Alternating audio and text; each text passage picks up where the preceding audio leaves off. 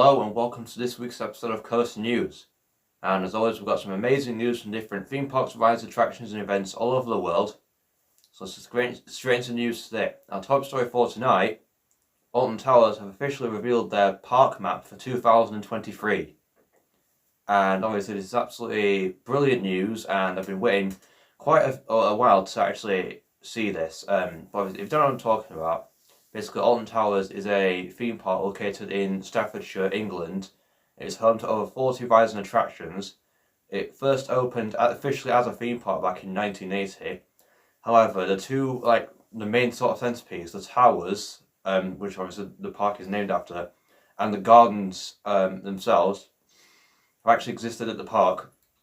Well, have actually existed longer than the actual theme park itself. They've existed for centuries, basically, since like the 17, 18, 1600s, so many centuries. Obviously, they've been the towers themselves have been home to like all the previous like Earls of Shrewsbury's. Obviously, and it's obviously got quite a rich history behind it. So obviously, those actual overall, Alton Towers is absolutely fantastic place, and it's a great theme park, and it's got unlike most theme parks, it's got like quite a bit of like history behind it in terms of like the actual main icon centerpiece of the park itself, which makes it really unique from other theme parks. And recently, they actually revealed their official map for this season. And obviously, there are quite a few key differences in this map for this season. Obviously, the main one, as you can tell, is that it no longer shows Jewel on the park map. Instead, it shows the Curse Alton Manor, which is their brand new attraction for this season, which is a refurbishment of the previous Jewel, the Haunted House Strikes Back, but we've gotten rid of the laser guns, changed all the special effects and all the storyline, and made it into like how it was with the original Haunted House, made into a classic ghost train type attraction. And obviously there were quite a few other like subtle differences, like the Enterprise is now off the park map. It's just in XX, it's now just Oblivion and Smiler.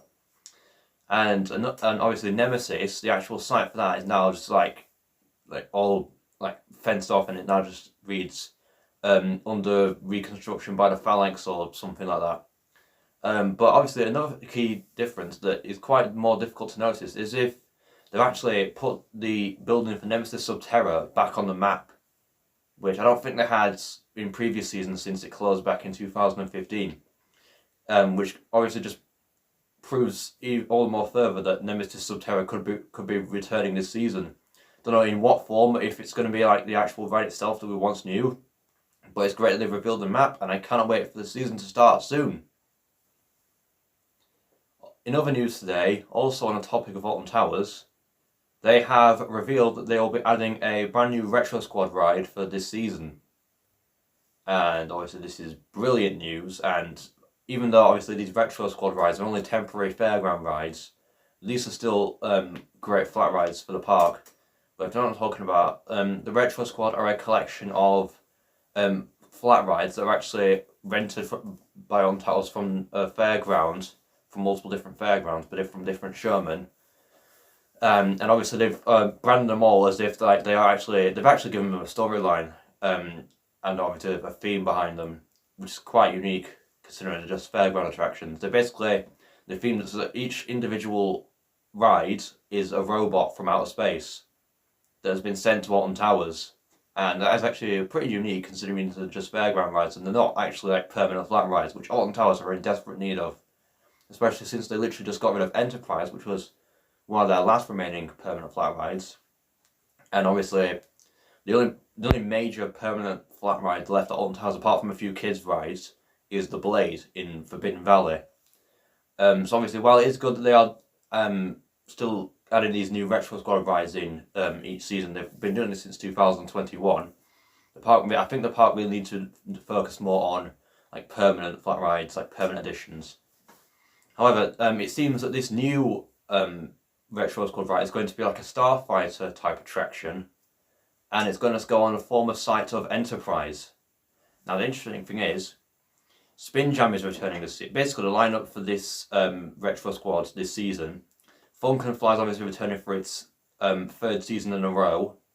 Spin Jam's returning from last season, and they're getting this new Retrosquad ride on the site of Enterprise, meaning that there are going to be 2 Retrosquad rides in the same land with X Sector.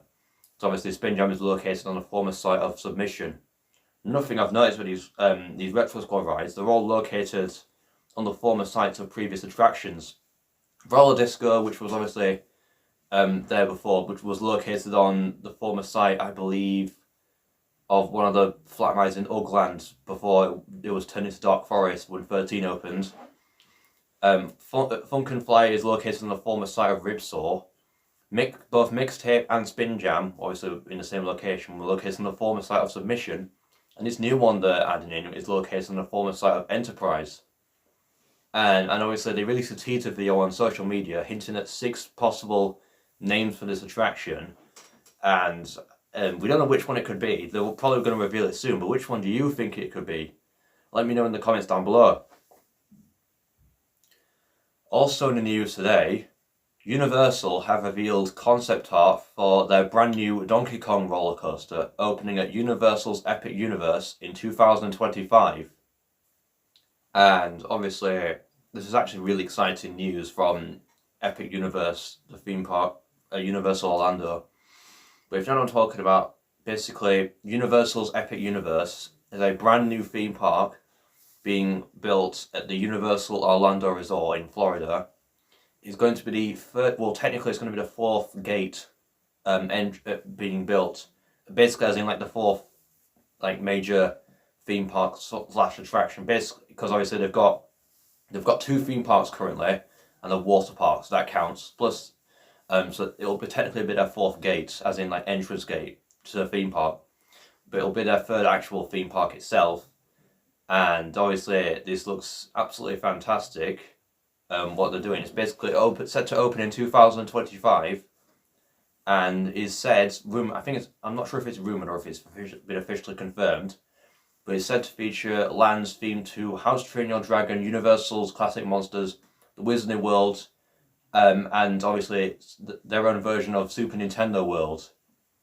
And within that Super Nintendo World, it's going to be the largest Super Nintendo World lands they have built so far. They've only built 2 others so far, the one in Japan and Hollywood, which opened last month. It's going to be the largest version of that land, and one of the main attractions is going to be a Donkey Kong themed roller coaster, and it's going to be a world's first type of roller coaster. It's going to basically feature like track, right, and it's going to be a train, but the train is like slightly elevated above the track. And when it's going through certain sections, there's going to be like a false track just underneath the train. And it's going to look as if the train is actually jumping the track. Which obviously is going to look really cool when it's been fully constructed. And it's never been done before in any theme park. And it looks like an absolutely technological achievement in roller coasters. And it looks really cool, like how they're doing it. And obviously, recently they revealed concept art for this brand new roller coaster. And obviously it's going to be a family coaster because it's in Super Nintendo World. But the actual concept art itself, it makes it look obviously heavily themed attraction. It looks absolutely immaculate. It's like, though, as if it's in some kind of, by the looks of the concept art, it looks to be in some kind of ancient like temple type of building. I'm not sure if obviously judging by that concept art, maybe some of the, well, I say some of them, but I'm pretty sure a lot of the attractions are going to be indoors with a few outdoor sections, obviously, including the parts where it jumps the track, which is going to be the main highlight features of the ride. And it's going to be really cool how they're going to do it. It's going to be obviously the world's first jump track roller coaster, and I cannot wait for this thing to open. And finally, in the news today, Pipeline the Surf Coaster at SeaWorld Orlando has officially begun testing. And obviously this is a huge milestone for this specific project at SeaWorld Orlando. If you don't know what I'm talking about, basically Pipeline the Surf Coaster is a brand new roller coaster opening at SeaWorld Orlando in Florida. It's going to open, I believe, in spring 2023, so within the next few months. And obviously, the thing that makes it unique is going to be the world's first surf coaster from B&M. And if you don't know what a surf coaster is, it's basically, it's like a stand-up coaster built by B&M, but it's capable of launchers is capable of going on a launch track and launching at high speeds. And that's never been done on a stand-up coaster before. And obviously it looks absolutely fantastic. Obviously a lot of people are a bit concerned about this because one, it's been many years since B&M have actually built a ground-up like stand-up coaster. And those rides are notorious for being very... I've never been on one, but apparently stand-up coasters are notorious for being very rough and bringing an uncomfortable ride experience for passengers. And two, a lot of people are saying that this ride, it looks quite tame. Now I get what they're coming from, because obviously the ride itself, it doesn't look the most extreme layout in the world, but like I don't see it might. Don't let looks deceive you, because it could actually be a lot more intense than we think. I mean, you're standing up throughout the entire ride, which could obviously change things. Plus, why would they want to like add another like family launch coaster? Last year they opened Icebreaker, which is supposed to be like more for families, even though it's got a backwards vertical spike. It's not got any inversions, and it's like it's not as fast as Pipeline Surf Coaster. This goes 62 miles an hour. It's about 110 foot tall, so it's pretty tall. And obviously it has a corkscrew, and it's all standing up, and it's basically tall and fast, and it has an inversion. So obviously to me it looks like it could be quite a good ride. Obviously it's not open yet, so it's kind of too early to judge it properly. We'll have to find out when it officially opens. And recently the actual ride itself has started doing full circuit testing, and it looks absolutely amazing, and I really cannot wait for this ride to open. It could either be really successful ride, because obviously it's a stand-up launch coaster. We don't know how this is going to change people's perspective on stand-up coasters, but if it is really successful, I cannot wait to see where the surf coaster goes from here. And that is it for this week's episode of Coaster News. I hope you've enjoyed it, and if you did, then please make sure to like, subscribe, and comment if you'd like to see the next video. Bye!